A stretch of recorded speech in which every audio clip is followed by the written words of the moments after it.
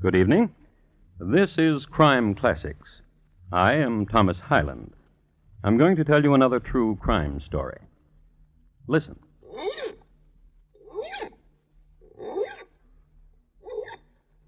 The sound you hear is that of a man having his right hand hook filed. It's Saturday night in London town, and he wants to be gleaming and presentable. The year is 1739, when a well-sharpened hook in London town was considered prudent.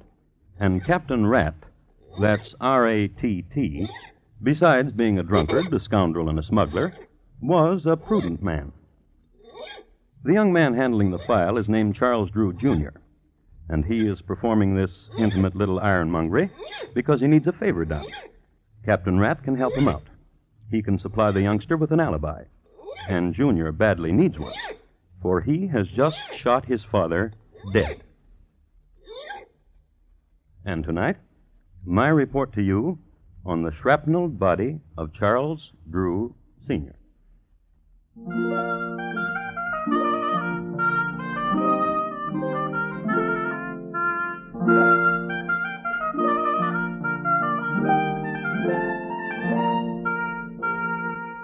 Crime Classics, a new series of true crime stories taken from the records and newspapers of every land, from every time. Your host each week, Mr. Thomas Hyland, connoisseur of crime, student of violence, and teller of murders. Now, once again, Mr. Thomas Hyland.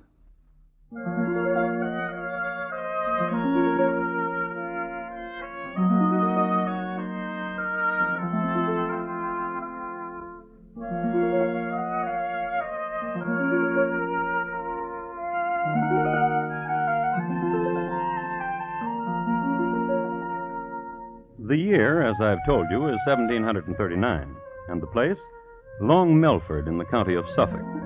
Long Melford was a small, quiet town near London, and in it, a manor, and in the manor a high-vaulted room of roaring fire, great shadows, and flying buttresses. Directly beneath the buttress that flew toward the west, two men, father, son, Charles Drew, Sr., Jr. Son? Yes, Father? The time has come for you and I to have a talk. I'm grateful. There are things vexing me. Perhaps what I have to tell you will answer your vexation. I'm very fortunate. I've tried to be a good father. A most excellent father. There's no one richer than you in Long Melford. Which is what I want to talk with you about. I know. I've drawn my latest will. This. What a gentle and most excellent father I have. Have you ear to what they say of you in the square? No, what do they say? That you are gentle and most excellent. What of the will? I'm leaving everything to your 5 sisters, and to you 6pence, to lend, to spend, to start your fortune. But the last will, the one before this, you left me everything, and only a kind word to my 5 sisters. That was when you were 11. Now you are 19. And a good son.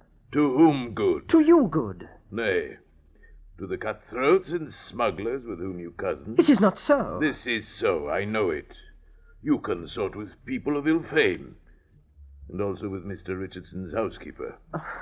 Shall I explain this of Mr. Richardson's housekeeper to you? 'Twould be well. She is a most excellent housekeeper, and I wish to employ her for our own household. And this you have been trying to do for the last year. She demands high payment. Our family can afford high payment. But I personally cannot, Father. Not until I inherit your fortune. And which with this new will never be. Father. I don't scare, son. Wave that gun or...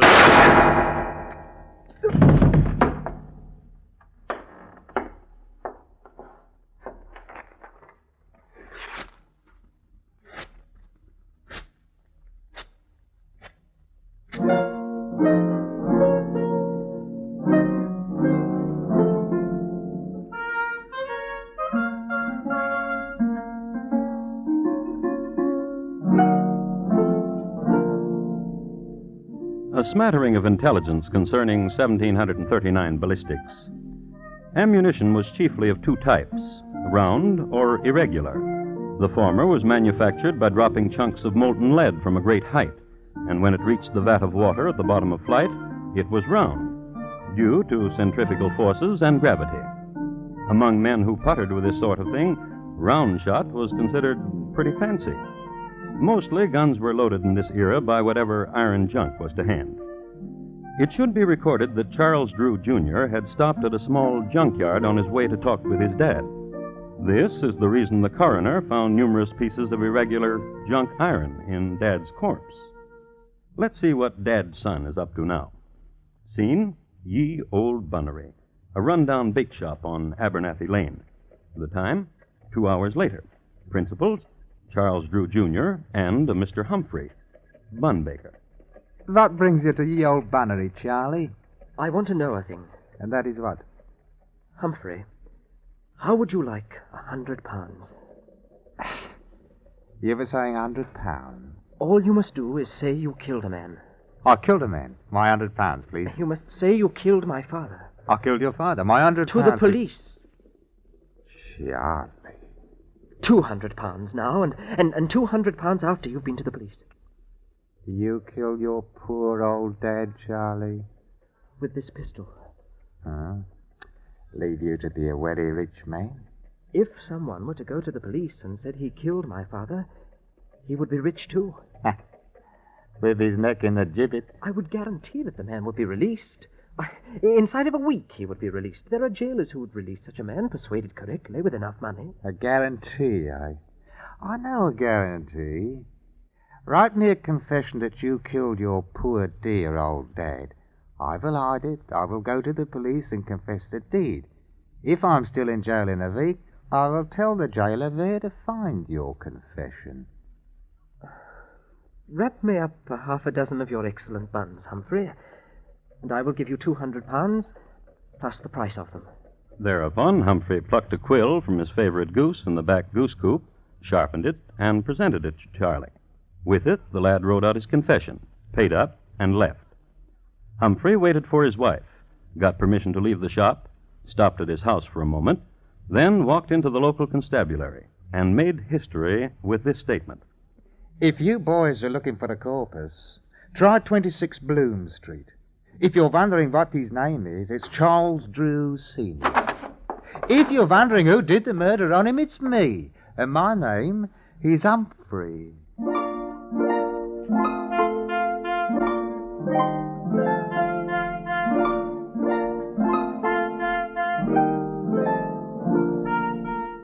The police, upon arriving at the appropriate room at 26 Bloom Street, understood immediately that foul play had been done.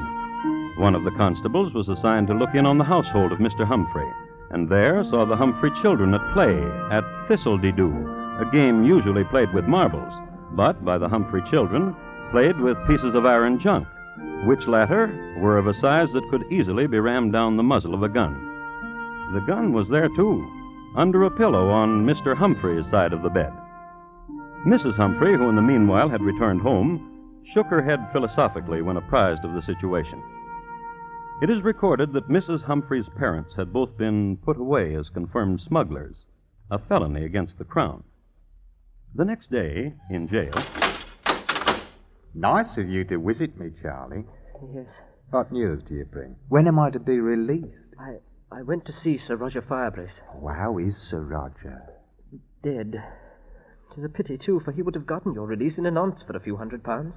Don't forget, laddie, I've got your confession. You've got till Sunday.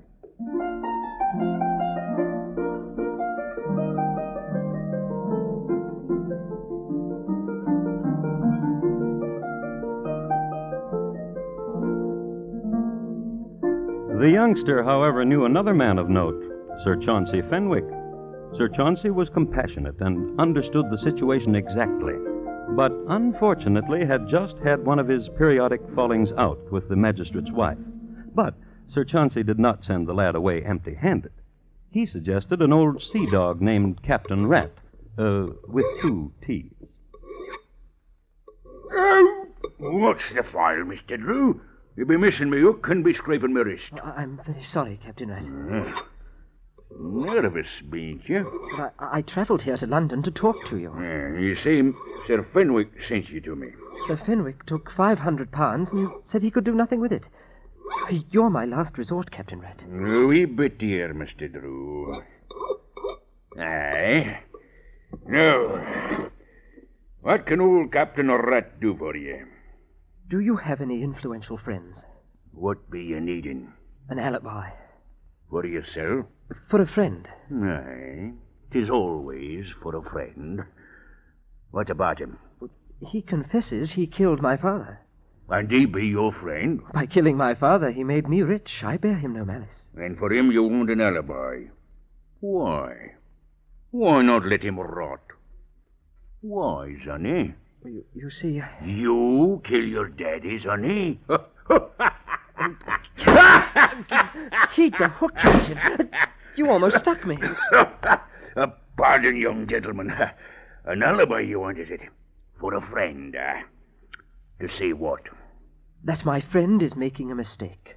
That he is having hallucinations. That he did not kill my father because he was with you the night my father died. And where, Mr. Drew, will that leave you? Since one has confessed to the crime, it is doubtful whether I would be charged with it. Sly one.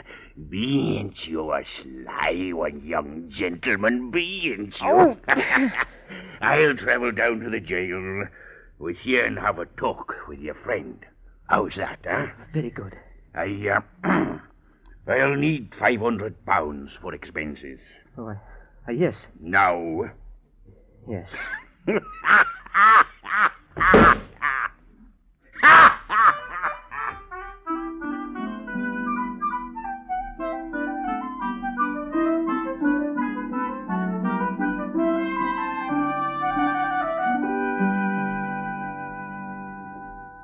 It is wasting a Saturday night and all, coming down here to the dungeon speaking to you, Mr. Humphrey.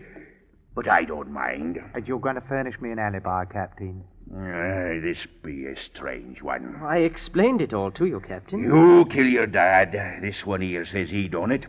Now the both of you want me to say he couldn't have done it because he was with me. That lad thought it up. He's the bright one, not me. My plan will work. By the time you get Humphrey out of here and the police begin to dig about again, I'll be in Paris.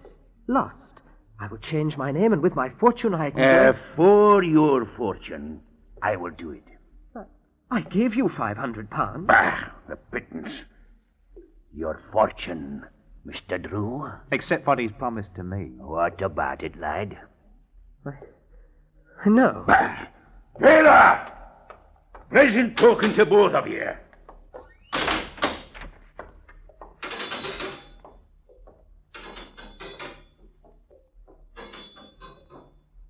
It's Saturday night, Charlie.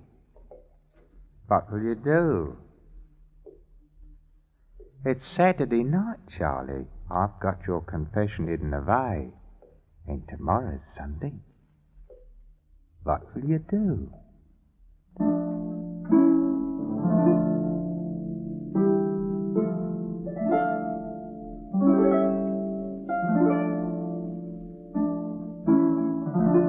And they looked at each other there in the dungeon, the jailed and the young visitor. And the question hung there. What would Charlie do? It's Saturday night, and tomorrow is Sunday. What will you do, Charlie?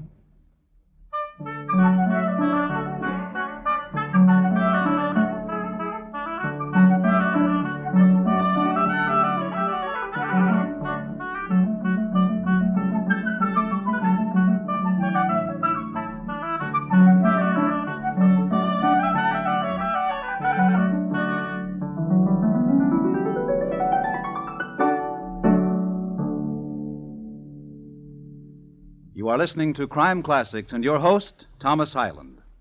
Tomorrow night, hear the premiere performance of 21st Precinct, a new hard-hitting mystery series revealing the inner workings of the world's largest police force. Precinct, produced by CBS Radio team that gave you Gangbusters, is a program you'll want to listen for every Tuesday night on most of these same stations. Premiere performance tomorrow night on CBS Radio. And now, once again, Thomas Hyland and the second act of Crime Classics, and his report to you on the shrapnelled body of Charles Drew, Sr.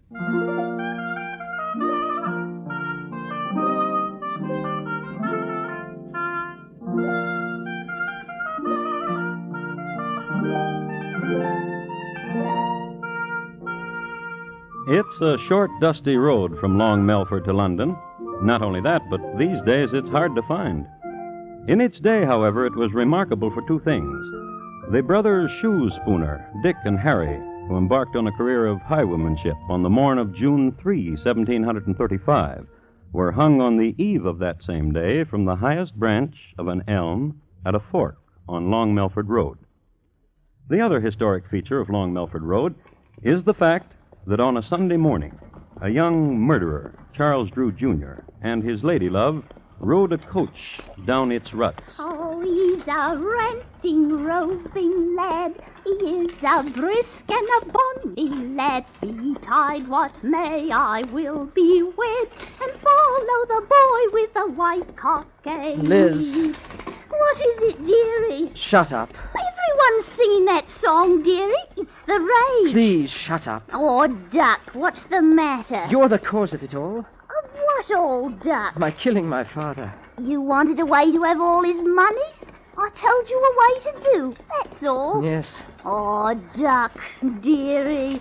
You'll see when we get to London what a time I'll show you. Make you forget. Since I've killed him, I've done everything wrong. Will you listen to Liz again?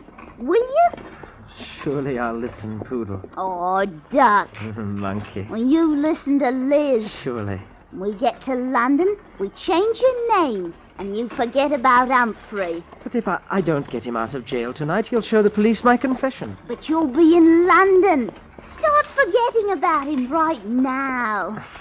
All right.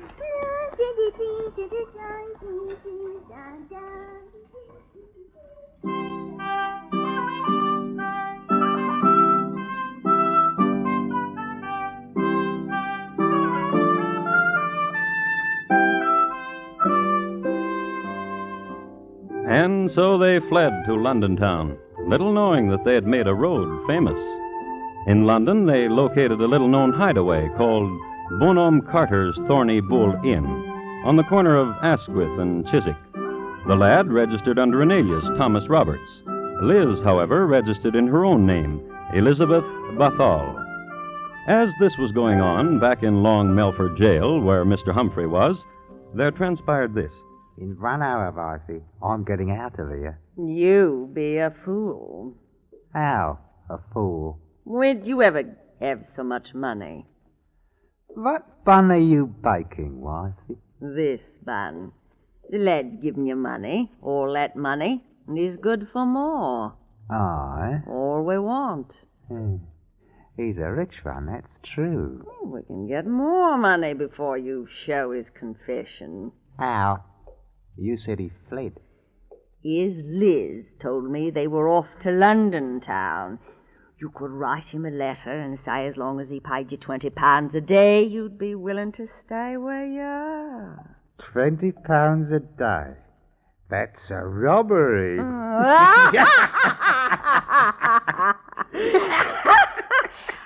I will go to London and find Master Drew and present him with the letter. How will you find him? I will ask here and about of him. London, eh, what? London. What of the children? Mrs. Nickelrod says she will take care of them. And you, alone in London?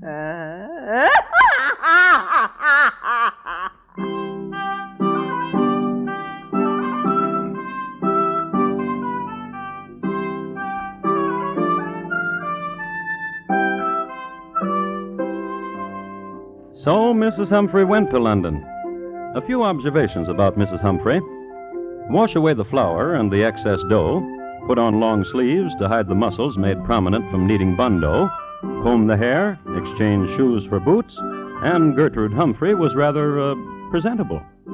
When she went to London, Mrs. Humphrey did all of these things, plus making a mental note not to laugh too much, not only because of the horrible sound she made, but also because of the mischievous twitch it brought on, which she could not control. So, Off she went to this place, to that, to this pub, to that, asking for a Mr. Drew. I should like to comment here that in 1739 the gin was of an excellent Holland distillation. However, its chemistry had a peculiar reaction with Gertrude Humphrey.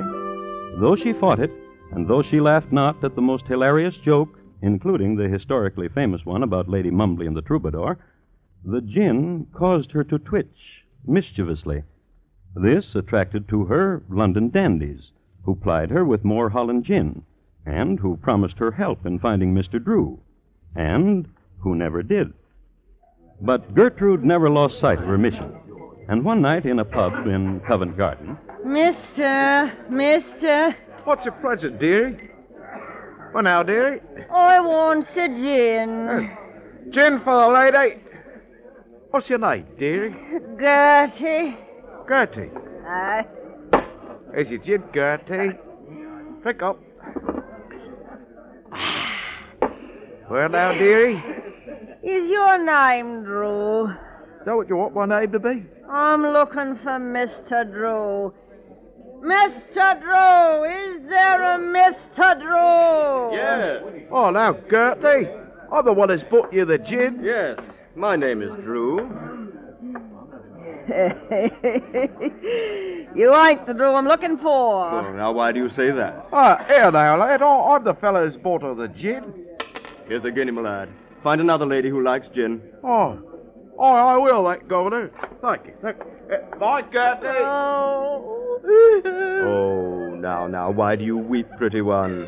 You're so beautiful. Always crying beautiful things. Gin for the lady. Now, stop that weeping. Here's your gin. I say, mischievous wink you have. Is that truly your name? Truly, Ladybird, it is. Ladybird. And you were looking for me? Ladybird. Well, my name is Drew, and you shouted for Mr. Drew. So beautiful you are. What do you want of me? I've a letter for a man named Drew. Really? Oh, I want you, David. I really do. Then give it to me. You must turn your back now. Right you are. Yeah. Oh, you want a conniver, you are.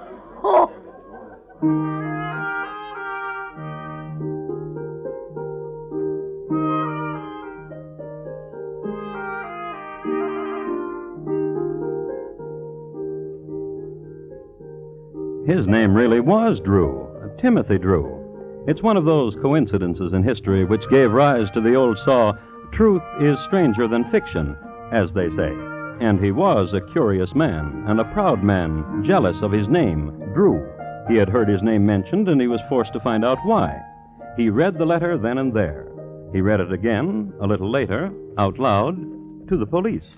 And my missus told you have gone to London with Liz Bathall. But, Charlie, my lad, you shall pay me £20 a day, else I will tell that you have murdered your poor daddy. I have your paper, which you confessed you did, right where nobody but me knows where. So when my wife hands you this letter, you better give her money and find a way to keep it, giving it to her, your faithful servant, Mr. Walter Humphrey.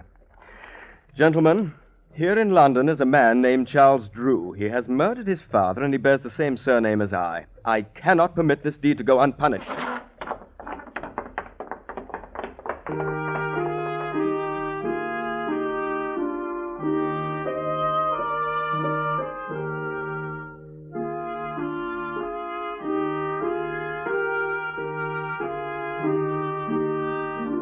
Even in 1739, the London police were thorough, and, goaded by the enormity of the crime and spurred and accompanied by a man whose name had been besmirched, they combed the alleys, hostelries, pubs, dens. It was late on a moist Thursday morning when Timothy Drew happened into Bonhomme Carter's Thorny Bull Inn on the corner of Asquith and Chiswick. Bonhomme Carter denied the presence of a Mr. Charles Drew, but affirmed that a Liz Bathall was most certainly a guest there. He directed Timothy to Liz's chambers. Who is it? Open the door. No games, dear. It's too early. Who is it? A representative of the police. Why didn't you say? May I come in? If you be the police, you can do anything, ain't that so? Thank you. I ain't done nothing. Is your name Elizabeth Bathor? It is. Do you know a man named Charles Drew? What's he look like? I don't know. Then how can I tell if I know him? Here. What sort do you take me for? There's no one in me closets.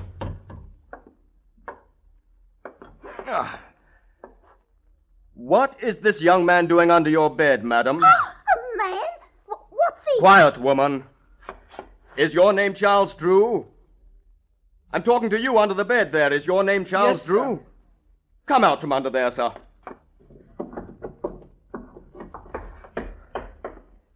That's right, sir. My name is Charles Drew, sir.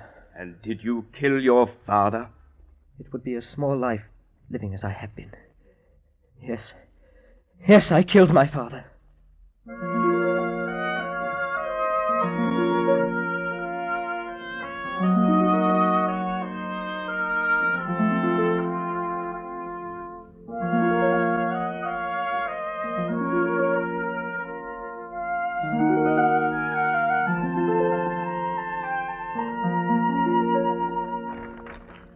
I have the original issue of a Gazette dated January 22nd, 1740, from which I'd like to read. The melancholy proof that when a man has abandoned all religious principles and has suffered his depraved appetites and passions to govern his reason was shown yesterday when Charles Drew, Jr. was hanged in Long Melford. Since the hanging elm on Long Melford Road had recently been demolished to make a keel for the British Navy, a new gibbet was erected. This gibbet was equipped with a new mechanical device invented by Mr. Douglas Langford of Eastbourne. Mr. Langford is to be congratulated.